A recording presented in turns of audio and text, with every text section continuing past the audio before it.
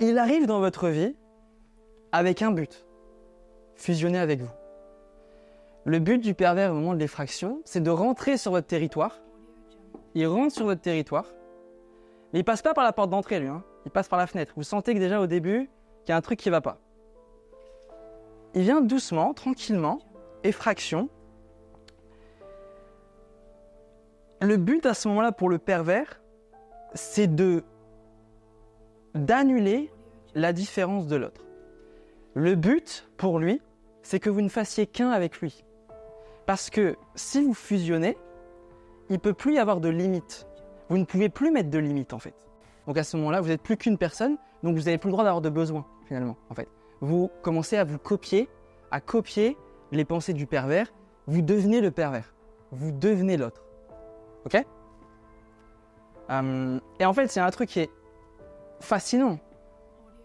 C'est que le pervers narcissique, vous connaissez les neurones miroirs ? Les neurones miroirs, bon, je vais pas tout écrire, c'est... Les neurones miroirs, c'est voilà, je vois une personne pleurer, je vais ressentir un truc, de l'empathie. Mais qu'est-ce qui se passe quand on se retrouve face à quelqu'un qui n'a pas d'émotion, qui est vide ? Ben, les neurones miroirs, elles ne peuvent pas s'activer. Donc quand on est face à un pervers narcissique qui est vide, à ce moment-là, on va ressentir le vide. C'est pour ça que quand j'accompagne des personnes, elles me disent « je me sens vide ». Parce que quand tu restes trop avec la personne en face qui est vide, tes neurones miroirs ne peuvent pas s'activer et se sentir remplis. Deuxième étape, captation. Il vous emmène sur son territoire.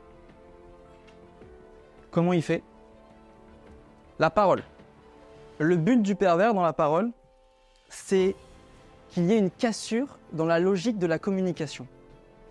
C'est-à-dire qu'il n'y a pas de logique en fait. Comment on repère ? Le meilleur moyen pour repérer un pervers narcissique, c'est la cohérence. Quand il n'y a plus de cohérence, quand il n'y a pas de cohérence, c'est souvent le signe que là, il y a peut-être en face de nous un pervers narcissique. Donc le but, c'est qu'il vous embrouille. Il veut vous embrouiller. Il casse la logique. C'est-à-dire que à ce moment-là, le pervers narcissique, un jour, il peut se mettre dans la peau du sauveur. Vous le voyez, il veut vous sauver. Le lendemain, il veut se mettre dans la peau de la victime. C'est vous qui le sauvez. Un autre jour, il devient le bourreau. Et là, qu'est-ce qui se passe en fait ? Vous avez en face de vous une personne qui a plein de visages. Un autre jour, il va être en demande, un peu comme un enfant, vous voyez ? Il vous prend comme une mère ou comme un père. Et donc, vous êtes là en face de lui, vous êtes en train de regarder, et vous vous dites, mais en fait, à qui je parle ? C'est qui ce mec ?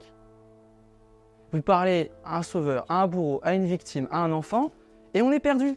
Parce qu'il n'y a pas de logique dans la communication. Quand on est avec quelqu'un, c'est logique. Voilà, on sait à qui on parle. À ce moment-là, qu'est-ce qui se passe ? Quand on ne sait plus à qui on parle ? Sidération. On ne se rend pas compte de ce qui se passe.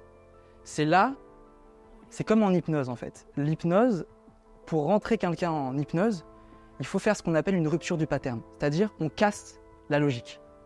Hop, c'est comme si là, je me déshabille devant vous, vous n'y attendez pas. Et là, vous pouvez rentrer en hypnose. Vous voyez ? Eh bien, c'est pareil. Le pervers, vous vous y attendez pas. Et c'est au moment où vous vous y attendez pas qu'il crée la sidération. Et c'est plein de moments où vous vous dites, mais tout allait bien. Il était sympa hier. Et là, il y a un truc qui ne va pas. Ça vous parle ?